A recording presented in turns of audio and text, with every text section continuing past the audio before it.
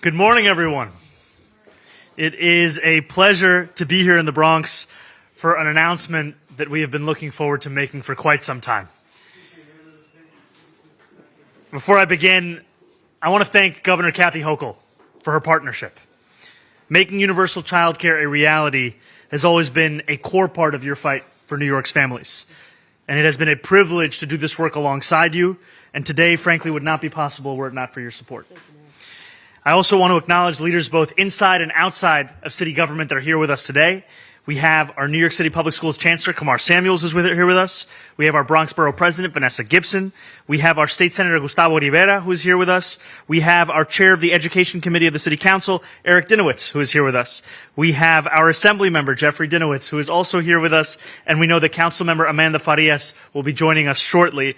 And I want to thank, finally, the whole team at Bedrock Preschool for having us here this morning and for the incredible work that they do on a daily basis. If we can give them a round of applause.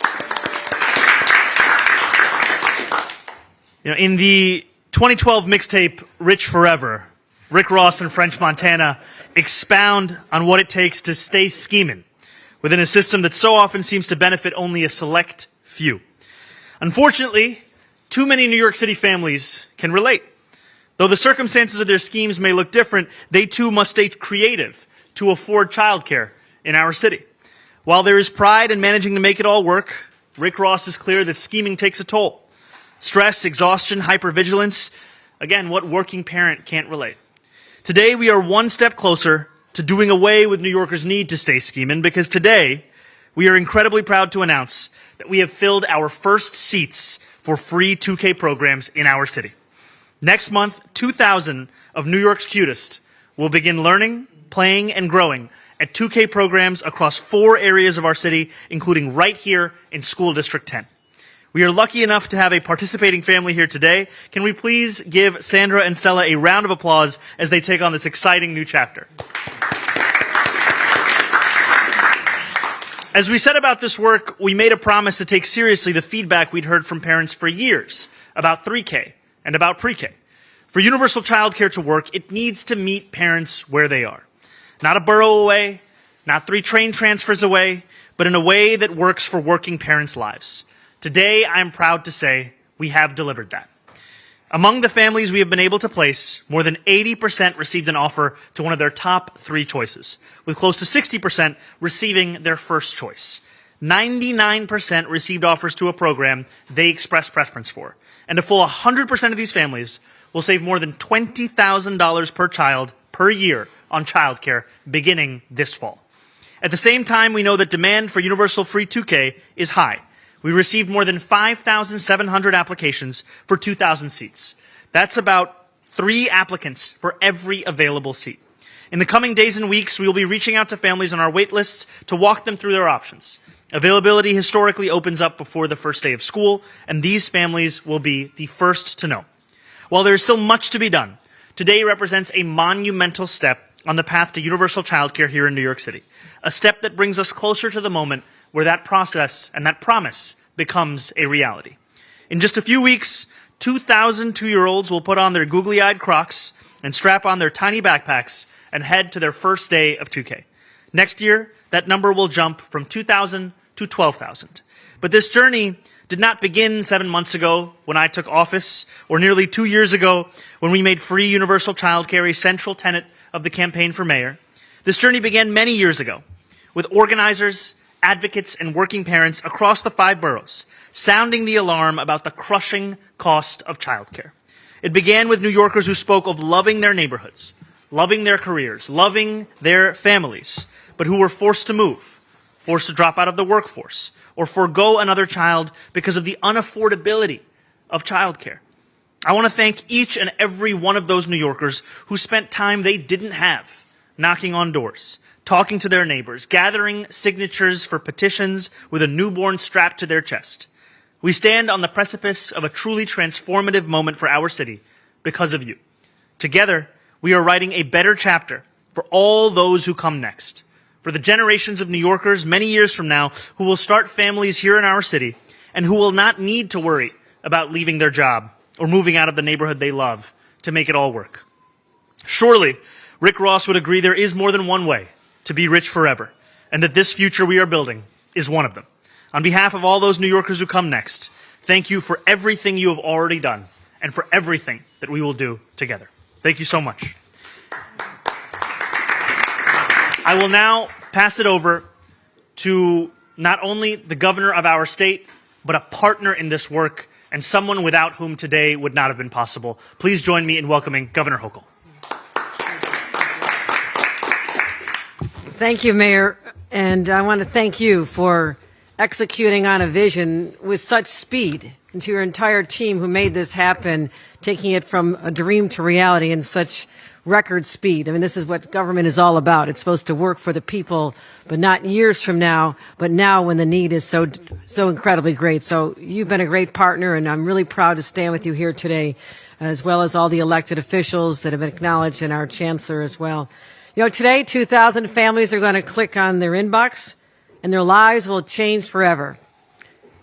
Imagine getting an offer that your child will now be eligible for free childcare. The excitement you must feel. All of a sudden, the burden lifted off your chest, and you look at that pile of bills and say, maybe I actually can make these payments this month. And all of a sudden, life feels good. Life feels manageable. All kinds of possibilities have opened up for you and your family, whether it's you can now stay in the neighborhood you wanted to, raise your family right here in New York, or if you're thinking about it, even expand your family now, because you know it won't be that crushing burden that you had been living under before. You know what it means to your family, and you'll have a chance to really get ahead for the first time. This is what today means. This is the significance of this moment. An enormous weight, as I said, has been lifted, and families all across New York will receive that sense of relief, starting in 19 communities across New York City. And when I talk about this, it's in the backdrop of what's happening in Washington. While here in New York, we're prioritizing our youngest, giving them a head start and a better life. We literally have the Trump administration talking about eviscerating the long-standing, wildly successful, nonpartisan Head Start program. So I'm proud of what we're doing here in New York, but always conscious there's other states that don't have the same leadership, that are not prioritizing families the way we here in New York. So let us be a model to others. Let them know that in our hearts, we know who we're putting first, and that is New York's families and New York's children. So here we are, talking about the high cost of childcare, what it does to families. You talk about, Mayor, the families that may not have to contemplate leaving their jobs. I was the person who left my job. You've heard me tell this story. I loved my job. It's something I dreamed about for a long time, but I also dreamed about starting a family with my new husband. And those two desires collided when I could not find childcare that we could afford. So I had to walk away from my job. My future was uncertain. The income in our family plummeted. And all of a sudden, I'm there clutching coupons, trying to get the biggest box of diapers I could find at the big box store. I was there. And that is why, as governor, this is so deeply personal to me, to know that families, because of our partnership and our willingness to put money, not just words, but money behind real programs, they will not have to endure the same stress that my young family had to deal with. Now those little kids are having their own families. That's why I'm so good with your little daughter. I play with children as often as I can, because there's some part of me that feels so connected to little ones, their innocence, and their belief that there's adults who will take care of them. They don't have a worry in the world. That's what today's about. Not just taking that worry away from kids, but also from their parents. Their parents deserve to have a worry-free existence. And that's what's going to continue to make New York City, New York State so exceptional. When we prioritize our families, and people say, yes, it's expensive in New York, but you know what? When all of a sudden you don't have to cover $20,000, sometimes upwards of $40,000 for one child alone, that's life-changing. That is life-changing. And we're doing this all over New York. I made a commitment in our budget this past year, $4.5 billion for child care and pre-K across the state. There are places of New York we do not even have a 4-year-old program. I want to make sure we level the playing field so all children in the state of New York have the same opportunities. So we're investing 35,000 more seats for pre-K across the state, so every 4-year-old has access. We have pilot programs going on in Monroe, Dutchess, and Broome counties to start getting infants into programs. 1,000 infants will now have access to programs. So it starts with programs like these, and we're continuing to expand. If I add it all up, since I've been governor, first mom governor, $12 billion toward childcare that had not been spent before. That's how we change people's lives. That's how we want them to look at New York State, New York City, through a different set of eyes. And to all the employers out there, this is for you as well. Because when you're trying to recruit people, the best talent from elsewhere, to get young people to stay here instead of going elsewhere, when you can say, come to New York, stay in New York, because now we're helping with the cost of childcare, this is going to be a game changer that is going to position us for great leadership and excellence for decades to come. So again, Mayor, this is a great one to team up on. We do it not just for making sure that we support our families, but we're doing it for the future of all little children. So thank you very much for making this happen. Thank you. And I want to appreciate the governor for her leadership, for her remarks, and I'd like to now also introduce our Chancellor, Kamar Samuels. All right. Thank you so much. This is so exciting. I want to thank everyone for joining us as we celebrate 2K offers to families for the 2026 school year. Thank you so much, Mayor Mamdani, the first mom governor, Kathy Hochul, the Division of Early Childhood, the Mayor's Office of Childcare and Early Childhood Education for their hard work and collaboration to make this possible. There are so many people who made today a great day because for the first time ever, we are extending more than 2,000 offers to families for 2K for the upcoming school year. Let that sink in for a moment. Over 2,000 families will have that notification on My Schools that their 2-year-old has a seat waiting for them in a free, high-quality early care education program. As Chancellor, I know what that means for our city. Our early childhood education isn't just a nice to have. It is one of the most powerful investments we can make in any child's life. We know that the earlier we begin nurturing young minds, the stronger the foundation we build for everything that follows. And I also know what it means as a parent doing the math on childcare costs and feeling uneasy, trying to make the best choice for your child's care and wanting to ensure support for the little ones you love most. That's why this isn't just about seats in a classroom. It's about giving families peace of mind, knowing your child is nurtured, safe, and cared for in a high-quality educational setting like this one. So parents can go to work or school or catch their breath for the first time in a while. And that's why it's going to be great that Fred, Sandra, and Stella get to walk 3 minutes to a program with their kid. Well, it might take 10 minutes if they let Stella walk because she likes the rocks. But this is what it looks like when a city invests in young residents and when we take our commitment to provide every child the best start in life very seriously. I can't wait to welcome all New York students next year to our 2K classrooms. I look forward to visiting a center in the fall. Let's get it started. Thank you so much. Right now, the mayor and the governor will take some on-topic questions on childcare in today's announcement. Okay, we'll start with Heather from News 12. Good morning. How are you all? Good morning. Doing well. How are you? Good, thank you. So you Good said to be here on the mainland, as Assemblymember Dinowitz always calls it. I know, yeah. 2 days in the Bronx. I'm appreciative. So you said there's just over 5,700 people who applied for this program, but there's only 2,000 seats. Can you explain how you narrowed down which families would be selected for the program? Was it based on income, location? How did you decide who would be getting these first 2,000 seats? Yes. So As we have always said, this first year would have 2,000 seats of free childcare for 2-year-olds, and thanks to the governor's commitment, we would be able to expand next year to 12,000 seats in total. And as you said, we received about 5,700 applications for these 2,000 or so seats, and that means about 3,700 are on wait lists, while we were able to grant admission to about 2,000 of those families. I'm going to pass it over to our Executive Director of the Office to Support Childcare, Emily Liss. So among the applicants, in order to determine who received those placements, we go through a priority structure very similar to the way children are admitted to 3K, pre-K, kindergarten, and beyond. So the highest priority went to children who have siblings or are continuing students at programs, with families who live in the 2K districts being prioritized as well.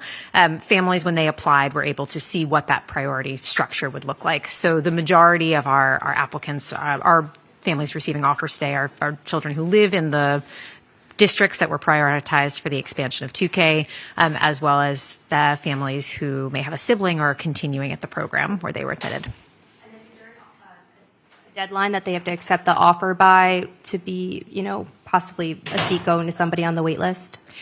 Families have to accept their offers by the end of August. We can get you the exact date. Thanks, Heather. Okay, we'll go to other on-topic questions. We'll go to Morgan from Fox. Hi, thank you guys. Hey, Morgan.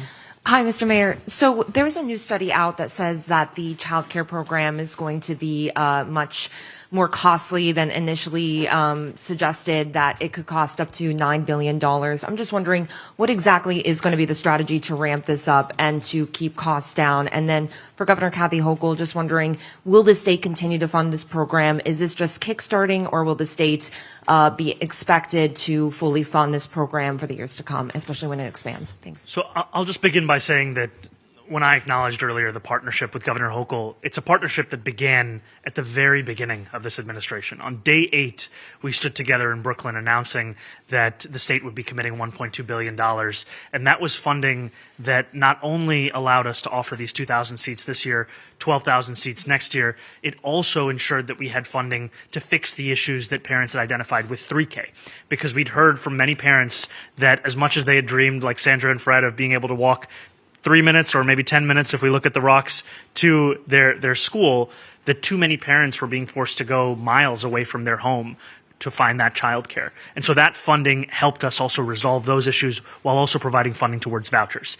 And we've always said that the goal here is to make it affordable to raise a family, because the question is not about whether this will cost money, it's a question of who will pay that money. And what I mean by that is that today we have families across the city spending, as the governor said, between $20,000 to $40,000 a year to raise their child in the nation's most expensive city. And this is an initiative that we are working on, not just for the short term or the medium term, but the long term, to make it easier to raise that family here in New York City. We plan to do an independent verification of the actual costs required, not just an outside study. That's how we operate. So I want to make sure that the media understands that. And in my budget this year, we've allocated $4.5 billion for childcare. As the mayor outlined, substantial amounts of that coming to the city, but also trying to expand to areas that have been underserved across the state of New York. I am committed through the program next year. I can't commit future budgets at this time, but I can tell you right now, I'm excited about the growth of this. This is just the very beginning. We know there's a lot more families to be served. We'll serve them in a way that we can afford, but I was proud to make the allocations we did within the confines of our existing budget this year and make commitments for next year as well. Thank you, Governor. Other 2K questions. Marcia. I'm sorry, if you could just wait for the microphone, Marcia. Well, first off, I'm wondering, because you had 5,700 people apply, what were the qualifications or what were the priorities that you gave in selecting the 2,000 people that actually made the cut? And what would you say to the parents who didn't make the cut about what they can look forward to in the future? And then I have if you give us more details about the funding, where will you raise the money for next year's 12,000, and for the ongoing years, will you have to take it from other parts of the budget? So I'll go across the two questions. The governor made a 2-year commitment in a funding stream of $1.2 billion. So that allowed us to start with a program that would offer 2,000 seats this year and fund us through the expansion of that to 12,000 seats next year. Now, you've heard Senator Liz Warren describe childcare as infrastructure, and I think it's an apt characterization because in order to provide these kinds of seats, we also have to do the work of ramping up the infrastructure so that we have the capacity. So 2,000 seats this year, and then we're going to have seats in every single one of the 5 boroughs next year. And the reason we can do that is because of the incredible work at New York City Public Schools, as well as through our Office to Support Childcare over the course of that time period. Now, on your first question, as you heard from Emmy, and I think, Emmy, it might be worth just going through once more, priority is given to families who are in district, who their child is already attending the school at a younger age. We also have a number of families who are applying who have siblings enrolled in that same school. This is always geared with the ease of parents' lives in mind. We don't want to have parents who have to drop off one child over here and then go to another neighborhood to drop them off over there. But I know that Emmy will add additional details. When families applied to 2K, they had the opportunity to list up to 12 options on their application, very similar to the way our 3K and pre-K processes work. And then we, on the back end, work to match families to their highest ranked choice, pending availability. As the mayor reiterated, priority is given to families who live in the district, families who have a sibling at the program or who are continuing at the program. And then it's essentially a lottery among families who are in each of those priority groups. We know that there are so many families who want access to these seats, and we wanted, as the mayor said, to make the process as easy as possible. So all families had to do to apply was provide their child's birth date and their address, and then we worked to match families based on the priority structure, and then again, essentially a lottery where not all families could be matched. Families who applied to 2K and did not receive an offer will be automatically placed on the wait list for any program they ranked on their application. We will be reaching out to families in the coming days to support them through that process. And as we are able to make waitlist offers ahead of the first day of school, we will be in touch with families. We are also working to add some additional capacity to meet some of the need. But we know this is why we need to continue growing the program. The 12,000 seats next year, will they be in every school district, or will they be limited to certain school districts? We are going to expand across a number of school districts. They will be in every single borough. And as we know, Staten Island is a single school district. And we're going to be announcing that over the course of the next few months as to where that expansion will be. Because I think what is always in mind for us is we want to be able to deliver this to every single parent. And we've said that by the end of 4 years, that every single 2-year-old will have a seat. Thank you, Marcia. Other 2K questions? Bobby from New York 1. Sorry, if you could just wait for the microphone. Thank you. Mr. Mayor, during the campaign and since then, you've talked about the need to raise taxes on the wealthy, on high earners, and on corporations, in large part to fund universal pre-K. Universal 2K.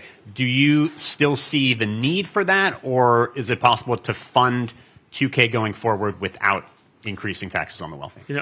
I think the most important thing is that we fund programs like this. And what has truly been a incredible experience is having a partner at the state level in Governor Hochul who is committed to that outcome. It meant that we could allocate $1.2 billion with just over a week of being in office. And, I think, in a city, in a country, in a world, frankly, where it seems that prices are only ever going up, to finally being able to tell families that the price of this one thing that they cannot live without is going down. It is something that is really at the core of what government should be doing. And it's only possible with partnership, and I'm very thankful for the governor and as well as our leaders that we have here at the city and the state level for making that possible. Thank you, Bobby. Any other 2K questions? I think we have time for one more. Catherine, go ahead, and then we'll take off topic. Katie Brenzel from Cranes. No, that's cool. Catherine's also my name. The governor mentioned an independent cost analysis. Is the city working with the state on that? Do you have timing for when that will come out? And do you have a sense if the $9 billion figure is more in the ballpark than the previously estimated $6 billion? I think, as you heard from the governor, it's only right that we do an independent analysis and ensure that we have our full capacity being committed to having an assessment of what the cost is and what the scaling is. I will tell you that our focus right now at this time is actually on delivering this free childcare to families of 2-year-olds across our city. And we're excited that in just a little, not too long from now, we're going to see families who can benefit from this. It's going to scale up to 12,000 seats, and we're going to continue to always do the work to ensure that that can expand out so that every family can have free childcare for 2-year-olds. Is that analysis happening now, or? That's something that the governor has said that is a focus of coming forward. All right. Thank you all. Thank you so much to the governor and to all of our speakers. And we'll take off topic for just the mayor in a minute.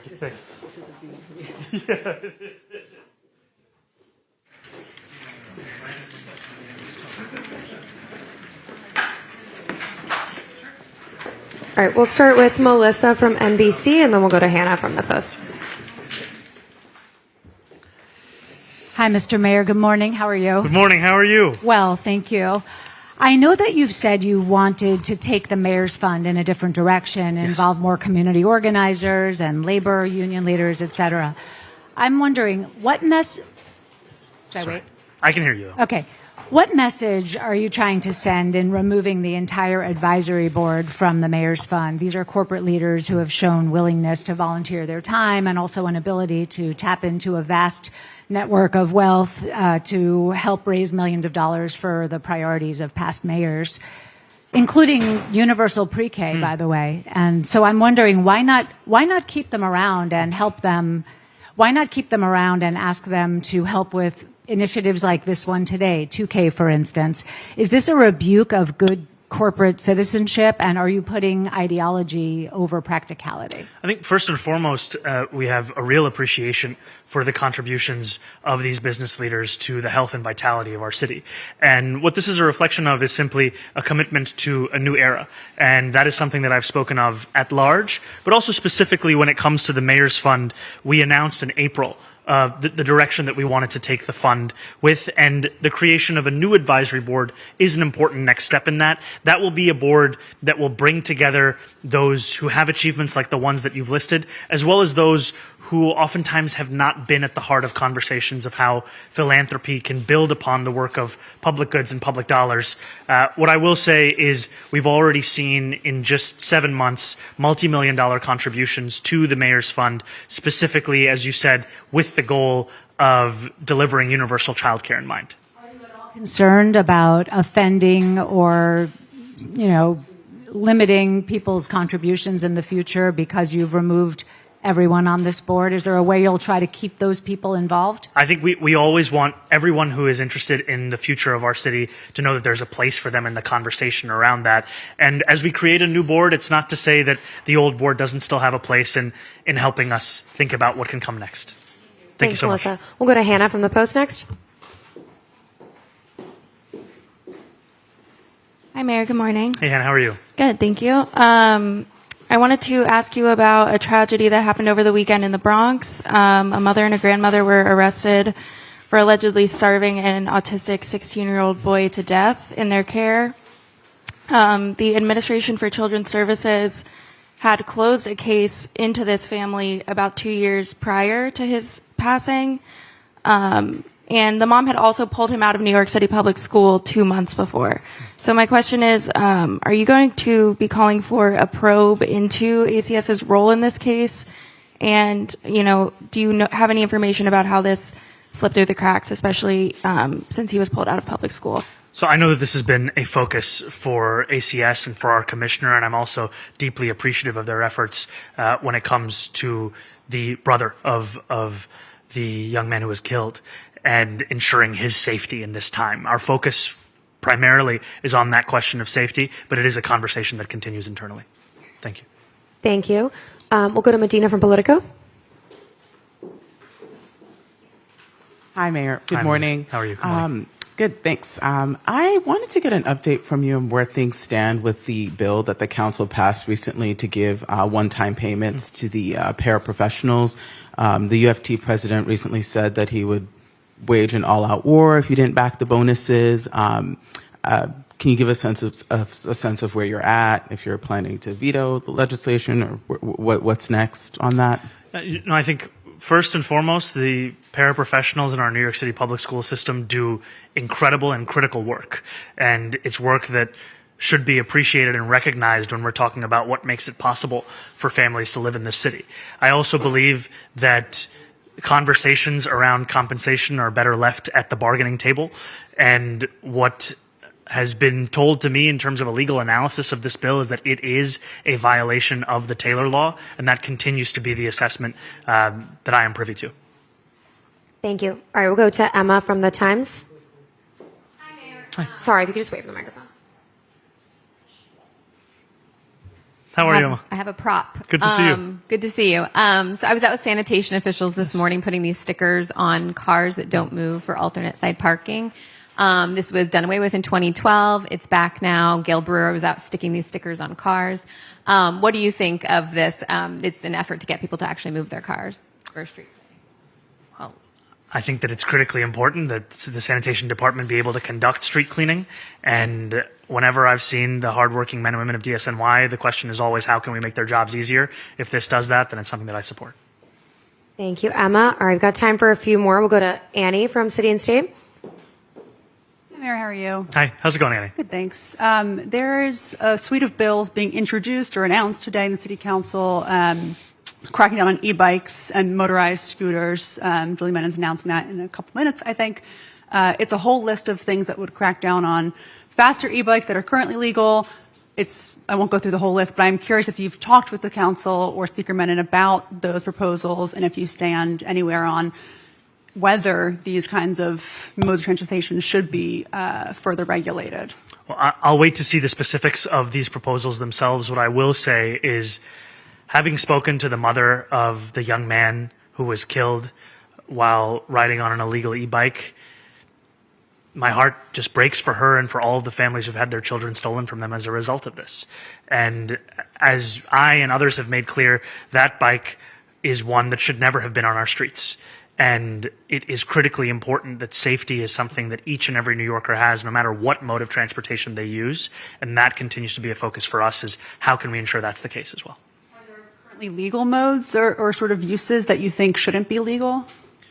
I think my first focus, frankly, is that which is already illegal, how to ensure that no consumer is duped into believing that that is an appropriate way to be moving around the city, because it is hard for New Yorkers to keep up with what is legal or illegal if they're able to buy it online. And our work is how to ensure that each of those New Yorkers knows this is something that's permitted, this is something that's not, and the reason it's not is because it's not safe. Thanks, Annie. Last question will be Timmy. How you doing, Mayor? Hey, Timmy. How's it going? Good. I just wondered if you had any updates on the sheriff and his legal bills, whether the city's going to pay them. And then also a question for your new sheriff, Sheriff Raymond. Do you want to see him crack down on merchants selling weed without licenses in the city in the same way that Miranda did? I want to see our new sheriff uphold that office in a manner that also inspires the trust of New Yorkers across the 5 boroughs. And I think what is truly inspiring about his journey is that it has been one of trying to create a bridge of trust between law enforcement and those that it serves. And especially in a moment like we are in today, where so many Haitian New Yorkers are living in a permanent state of anxiety given the question of TPS. I am proud that we are seeing in his appointment the first appointment of a Haitian American to a top law enforcement position. I do apologize. I have to get back to you on your first question about the question of legal fees. Yes or no on the raids? Are the raids going to continue, do you think? I think we're going to see a different direction when it comes to the kind of leadership that this new sheriff is going to bring. Thank you all. That's all the time we have. Thank you so much.